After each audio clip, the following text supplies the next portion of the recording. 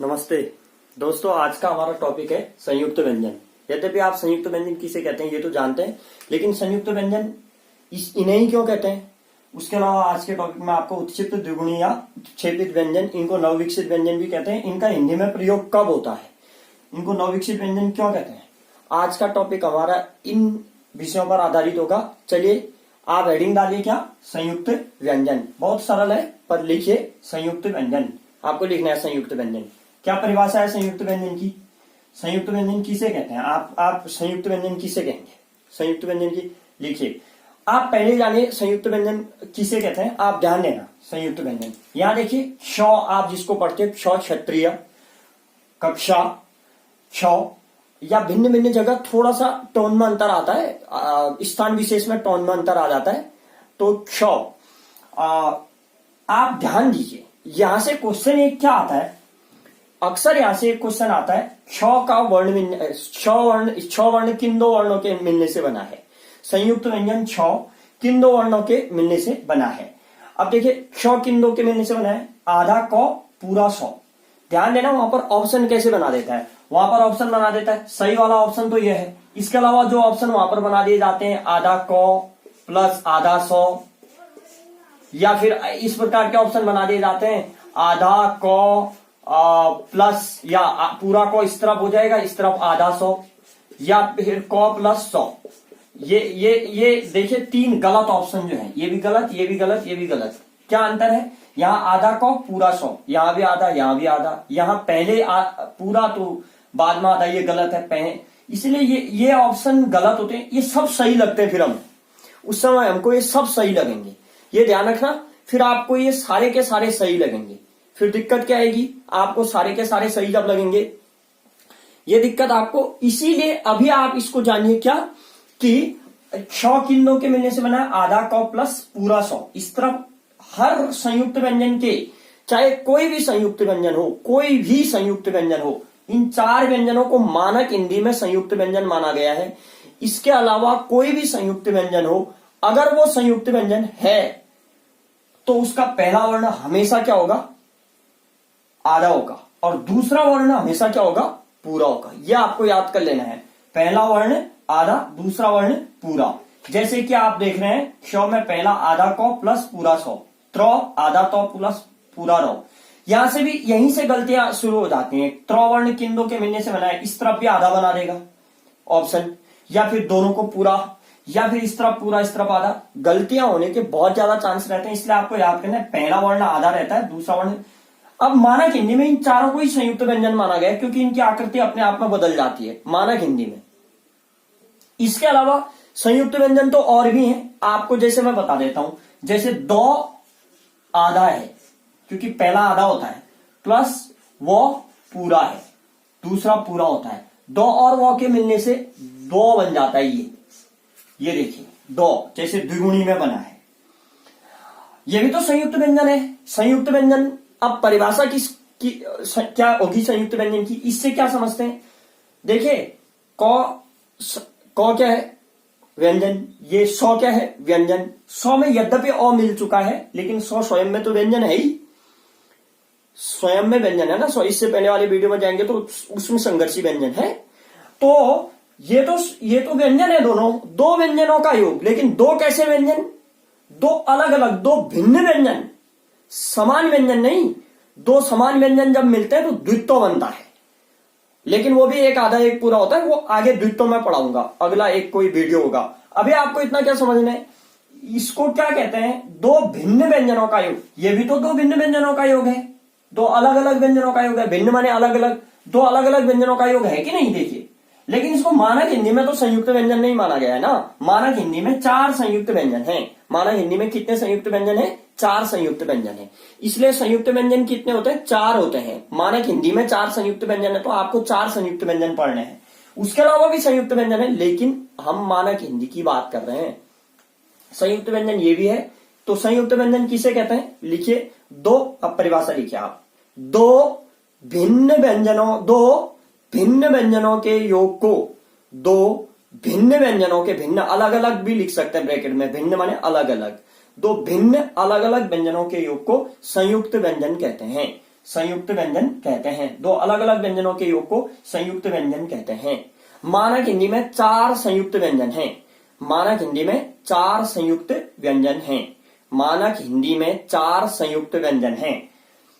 और कौन कौन से 4 हैं? क्ष, क प्लस सौ, ऐसे ही लिखना है, आधा क है। आप इसको गलती कर बैठे, ध्यान रखना, यह आधा क है, ये पूरा 100, आधा तो पहला वाला आधा, दूसरा पूरा। आप इन चारों को लिख दीजिए, इन चारों को लिख दीजिए, क्ष, त्र, ज्यो और स्र। क्ष, त्र, इसको ज्यो यानी आप ज्यो बोलते हैं, ज्यो, ठीक है, और स्र, ये संयुक्त व्यंजन 4 हो गए। अब देखिए, चारों संयुक्त व्यंजन का पहला वर्ण है आधा, दूसरा वर्ण है पूरा। और कौन सा दूसरा वर्ण है? सौ। देखिए, ये 100 में जब ये वाला 100 जो है, ये तालव्य 100 कहलाता है।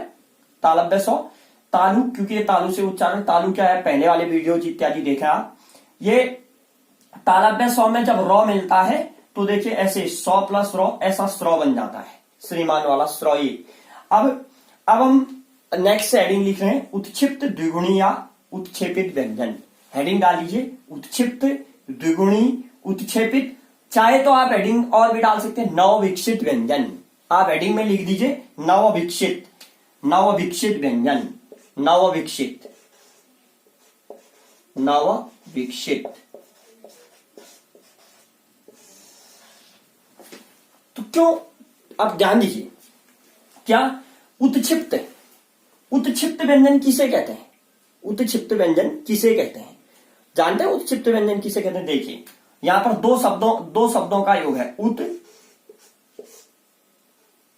प्लस क्षिप्त, 2 शब्दों का योग है। इसी से समझ जाएंगे उत्क्षिप्त किसे कहते हैं। उत माने ऊपर, क्षिप्त माने फेंकना। क्षिपति, क्षिपतः, क्षिपंति, संस्कृत में क्षिप धातु एक है।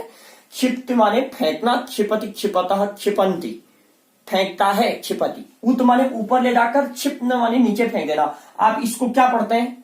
ये मैं एक शब्द लिखता हूं, इससे रिलेटेड एक शब्द लिखता हूं, देखिए, सड़क, सड़क। आप सौ बोल के क्या बोल रहे हो? सौ, ड़ बोल रहे हो। उसको पढ़ के देखिए, ड़, आपकी जीभ ऊपर जाएगी और झटके से नीचे आएगी, ड़, नीचे टकराएगी, दांतों के पीछे के नीचे के भाग में टकराएगी, ड़, नीचे आ जाएगी एकदम जीवा आपकी।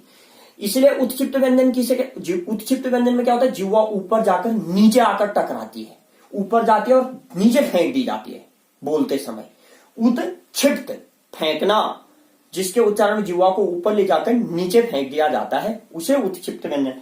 उत्क्षिप्त, क्षिप्त, फेंकना। या द्विगुणी क्यों कहते हैं, मैं समझा रहा हूं अभी, द्विगुणी क्यों कहते हैं। उत्क्षिप्त से ही उत्क्षेपित बना है, मैं इसको समझाता हूं, पहले ये जानिए। नवविकसित, चूंकि इनका प्रयोग संस्कृत में नहीं होता है, जैसे अनुनासिक का प्रयोग संस्कृत में नहीं होता है, चंद्र बिंदु का, वैसे इनका प्रयोग भी संस्कृत में नहीं होता है। संस्कृत की वर्णमाला में अगर आप देखेंगे या संस्कृत पाणिनिकृत माहेश्वर सूत्रों में इनको नहीं मिलेंगे आपको। ये संस्कृत में जरूर ड और ढ का प्रयोग होता है, ड और ढ का प्रयोग होता है, लेकिन इनके नीचे जब बिंदी लगती है तो ड को ड नहीं पढ़ा जाएगा, ड़ पढ़ा जाएगा, ड़।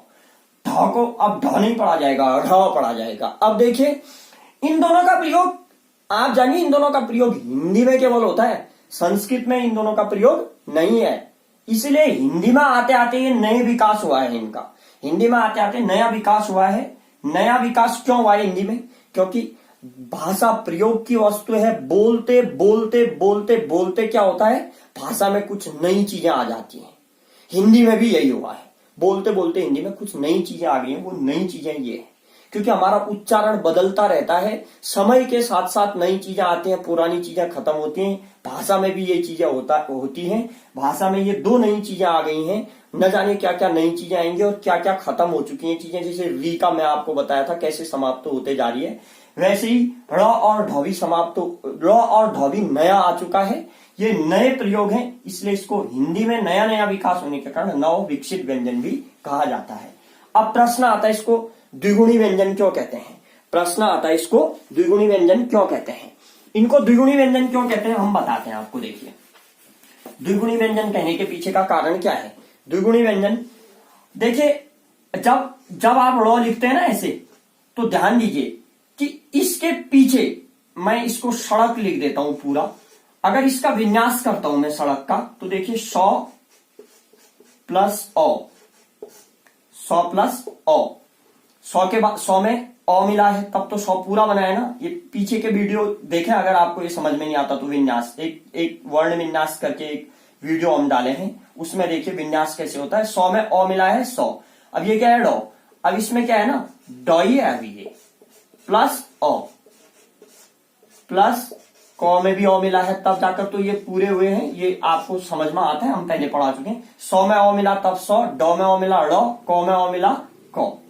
अब देखिए इस डॉ के पीछे भी क्या है एक स्वर है, और इस तरफ भी क्या है एक स्वर है, चाहे वो अ ही होना जरूरी नहीं है, सेम स्वर हो ये जरूरी नहीं है। मैं नहीं कह रहा हूं ऐसा कि दोनों तरफ सेम स्वर होने चाहिए, मैं तो ये कह रहा हूं कि दोनों तरफ स्वर होने चाहिए, दोनों तरफ स्वर होने चाहिए। और क्या, जब डॉ के, हिंदी की बात कर रहा हूं, हिंदी में, संस्कृत के शब्दों में ये नियम लागू नहीं होगा, संस्कृत में तो ये है ही नहीं। हिंदी की बात कर रहा हूं, हिंदी में जब, ध्यान दीजिएगा, हिंदी में जब, हिंदी के वे शब्द जब डॉ के दोनों तरफ स्वर लग जाए, हिंदी के उन शब्दों में जब डॉ के दोनों तरफ कोई भी स्वर, यहां अ यहां ई चाहे हो, चाहे यहां आ यहां ऊ हो, चाहे यहां ए और यहां अ हो, कुछ भी हो, दोनों तरफ स्वर होने चाहिए। जब दोनों तरफ स्वर होता है, हिंदी का वे शब्द जिसके दोनों तरफ स्वर होता है, वहां क्या होता है, वो हिंदी के शब्दों में केवल वहां क्या होता है, तुरंत उसके नीचे बिंदी लग जाती है और ड़ बन जाता है। दोनों तरफ स्वर होना इसका गुण है। हिंदी के शब्दों की बात कर रहा हूं, संस्कृत के शब्दों की नहीं। अगर मैं लिख देता हूं, जैसे ध्यान दीजिए, अगर मैं लिखता हूं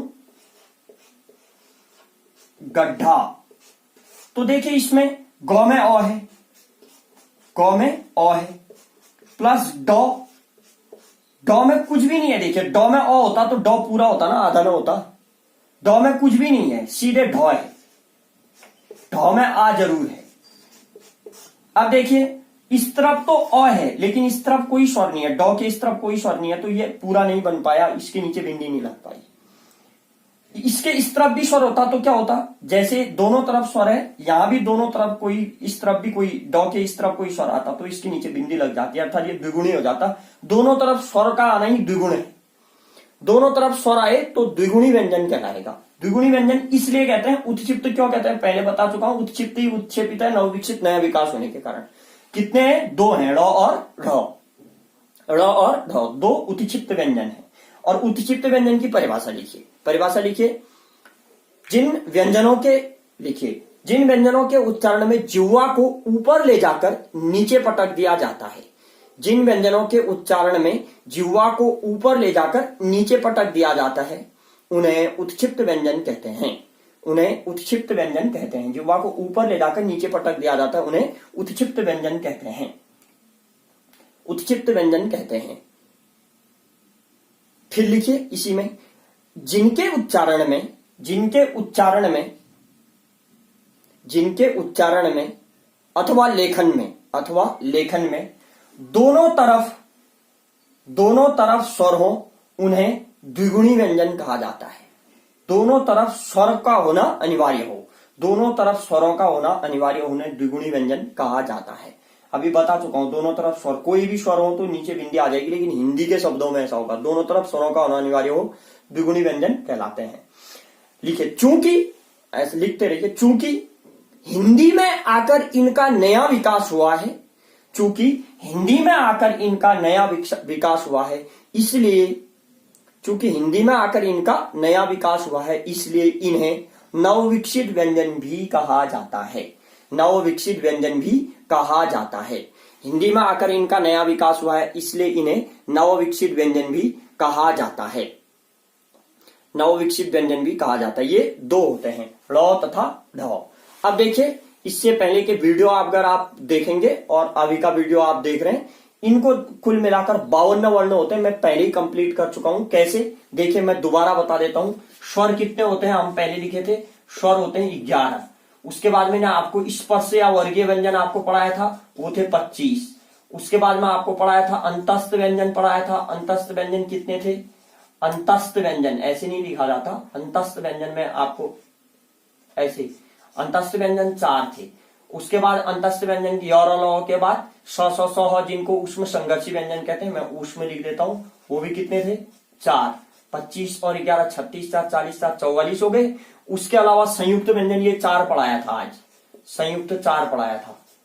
4 या 48 हो गए। उसके अलावा 2 द्विगुणी व्यंजन, ये दोनों द्विगुणी व्यंजन, द्विगुणी व्यंजनों को मिलाकर कितने हो गए? 50 हो गए। उसके अलावा 2 अयोगवा अंग तथा अह 52। इस प्रकार वर्ण कितने होते हैं? टोटल 52 होते हैं। 52 वर्ण कंप्लीट हो चुके हैं। अगर आपको समझ में नहीं आ रहा है तो इससे पहले का वीडियो सारे देख लें आप, जितने भी पढ़े हैं, और आपको बेहतर जानकारी के साथ ये चीजें आती हैं वो मैं पढ़ा चुका हूं।